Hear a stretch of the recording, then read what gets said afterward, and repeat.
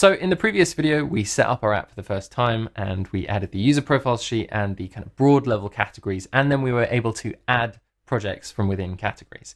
In this video, we're going to look at the projects section, which is kind of the more meaty part where everything sort of really comes together. Before we dive in, I just want to sort of make a point that anything in this video is really up for grabs, in the sense that you can change what we're doing here. I'm just trying to show you the high level principles about how to create an app like this. For example, if you don't want categories in your app, you could just not have that, and you could only start from this video where you have projects and tasks. But you might want categories, but you might want to change them to maybe teams, right? So you might have different departments instead. Or you might want subtasks of tasks, in which case you'd need another relation. So really just kind of sit back and enjoy this and think about how you might change certain things and make your own tasks and project management app. And that's exactly the beauty of Glide, in that you can kind of change things rather than using kind of an established tasks and project management platform. We all know many of them where you can't change things. You can change this to work in the way that you want. So let's dive in and look at the fully finished template. On the Open Projects screen or tab, we have two lists. We have an overdue items list showing items that or projects that are overdue, and then the full list down at the bottom. And this is grouped by status, in progress items and not started items. Now, the point to kind of say right at the beginning about this screen is that it's a detail screen. And if you're not sure about that, you can search our documentation. But basically, if we look at the categories screen again, and we look at the layout, we have a list layout here, right? But if we go to the Open Project screen, we can see that we're on a details layout, and that this is structured with components, which allows us to have two separate lists. This is one way of doing it. You don't have to do it this way, but it's kind of useful if you want to have lists which show things in different ways, which is what we've done here. If we go into one of our items, we can see that the project has a whole load of information, some links to other areas in the app, the status, which you can actually change without editing, but we do have a separate edit window.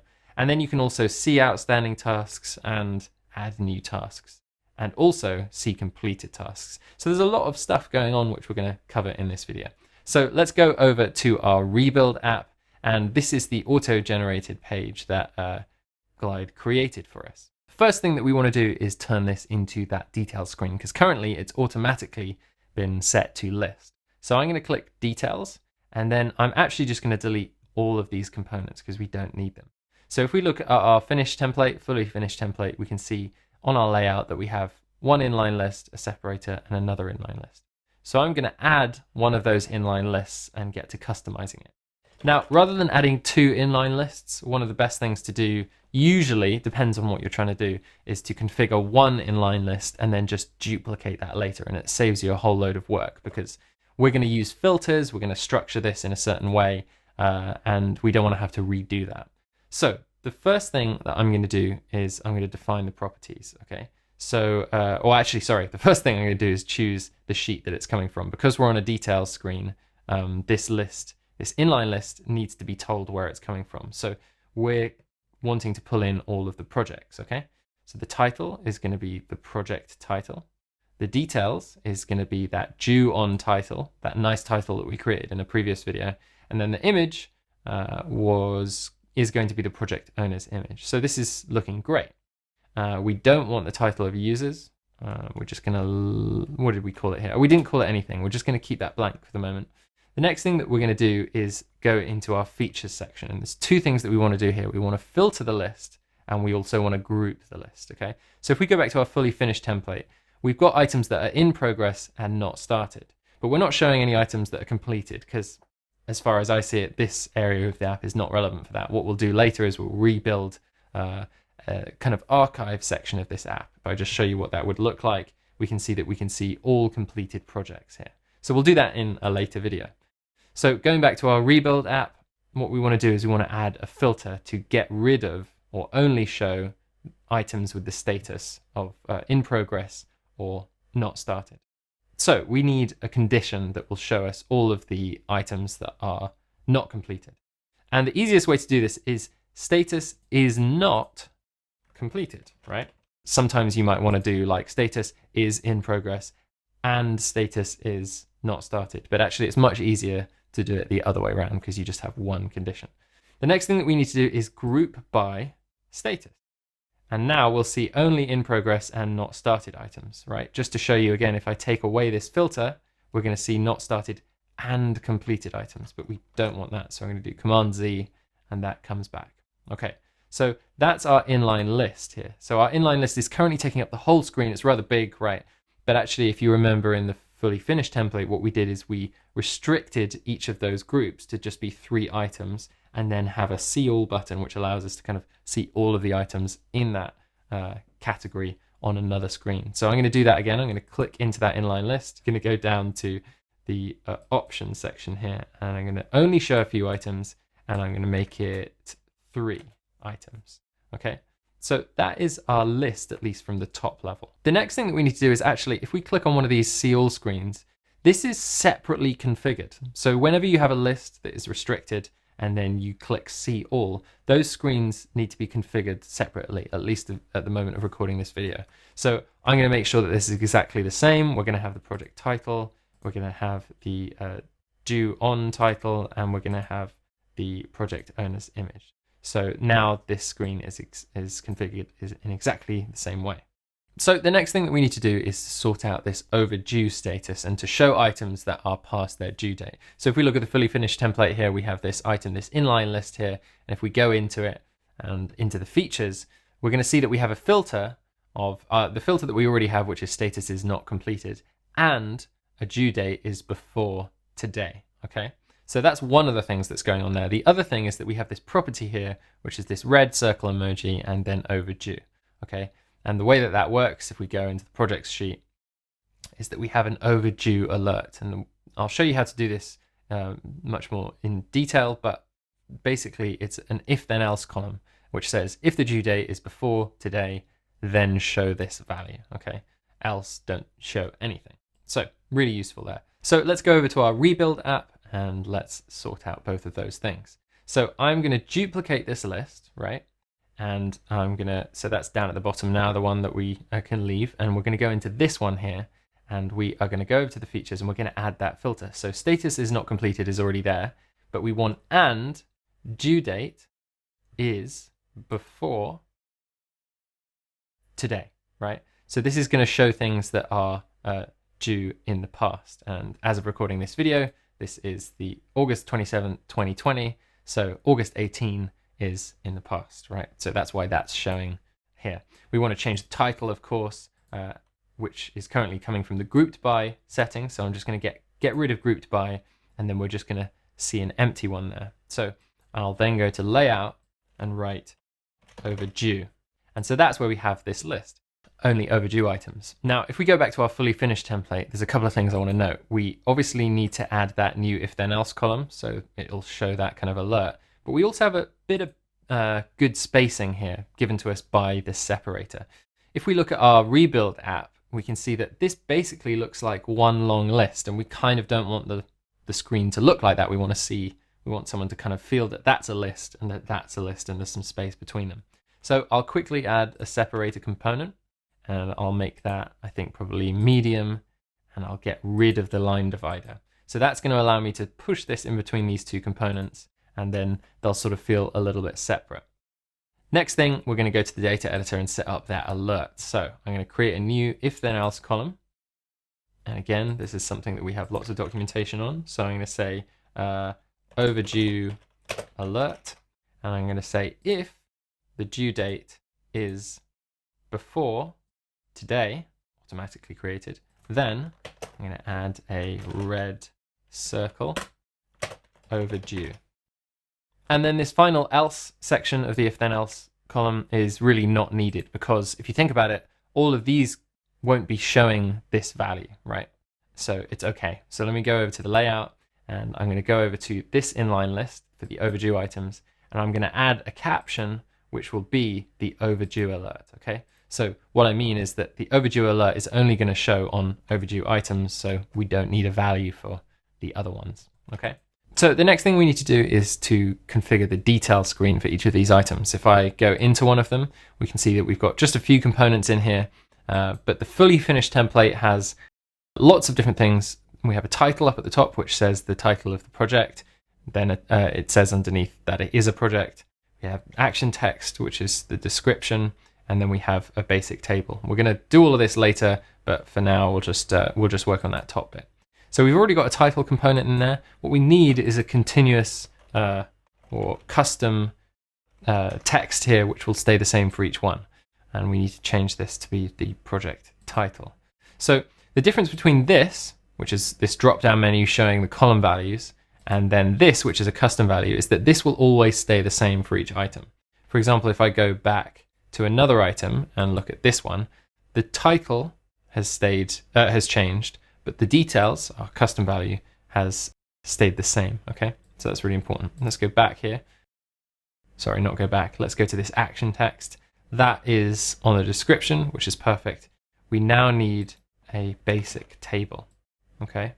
And this basic table is going to show the due date, created on, and created by. Okay, so due date, created on,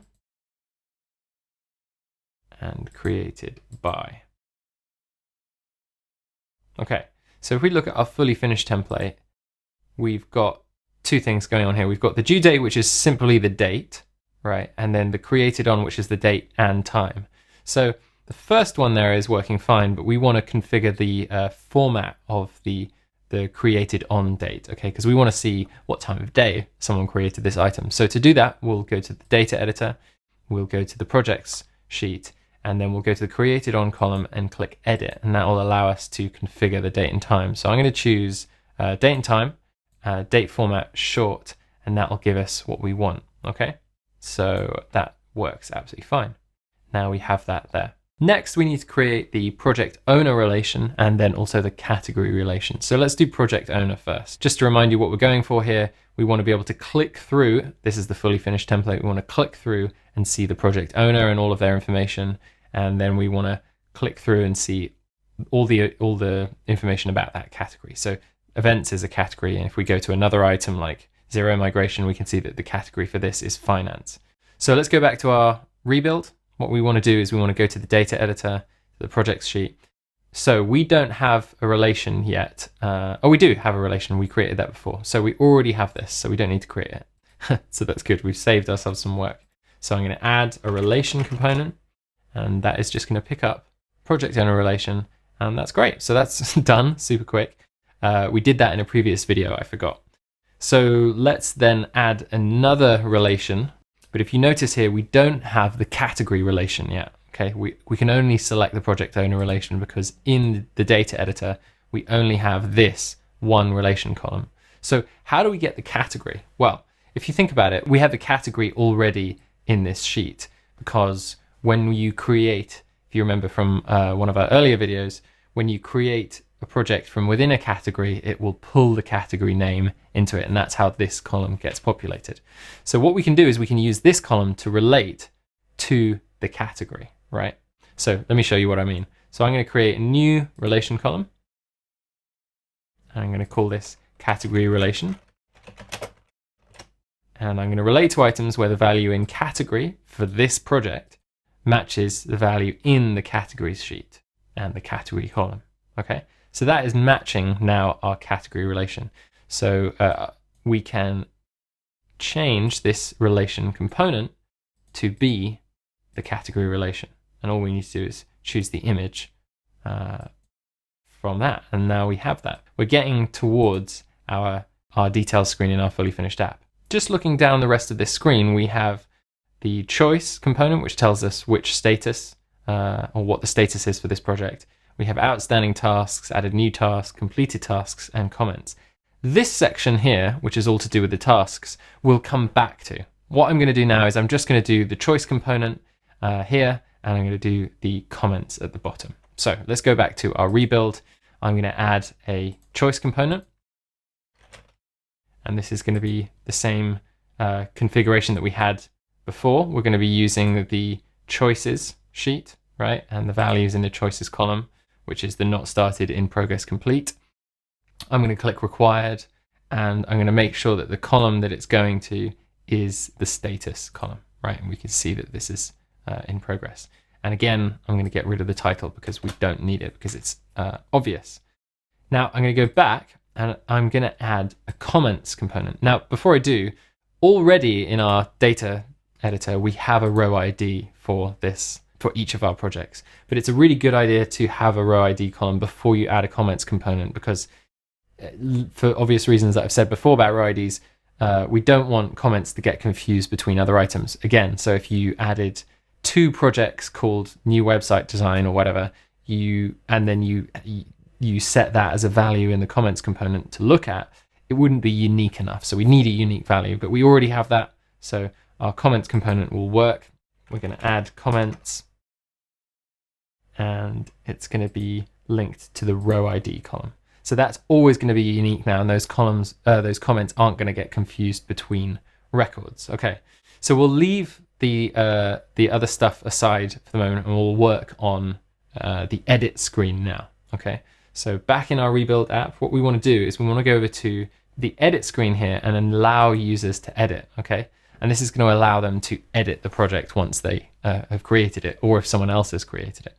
So let's go to our fully finished template, and we'll trigger the edit screen here, and we'll look at what components we have. So here we have a list of components. We have text entry for the project name, description. We have a choice component for events, the project owner, and then the due date. And then we've also allowed users to delete items. Of course, you can disallow that if you don't want. So let's go back to our rebuild app. Let's quickly configure this screen. We can have the project title up at the top, the description, that's great. We want a choice component for the project owner. So I'm going to do choice. It's going to be pulling from the users sheet, and it's going to go into the project owners column.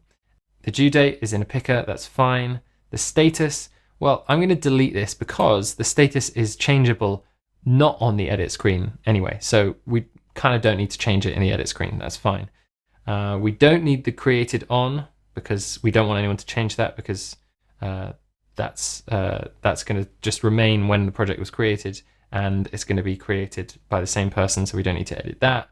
And the is favorited we don't need to show. So let's go over to here again. We also have the ability to choose the category that this is in as well. So we can add another choice component, and this is going to be going to the category. And the values for this choice component need to come from the categories sheet themselves. Okay, so now we can choose the category. So that is, I believe, everything that we need. We can then turn on deleting items as well for this. So allow users to delete. And of course, you can add conditions based on your user profile data. So for example, in your user profiles sheet, you could have, say, only management are able to delete items or edit items even, for example. But we're not going to do any of that. Okay, so that is the edit item screen and the end of this project section. In the next video, what we're going to do is we're going to create the tasks side of the app and how to link that all together. And we're going to then be able to add tasks from within project.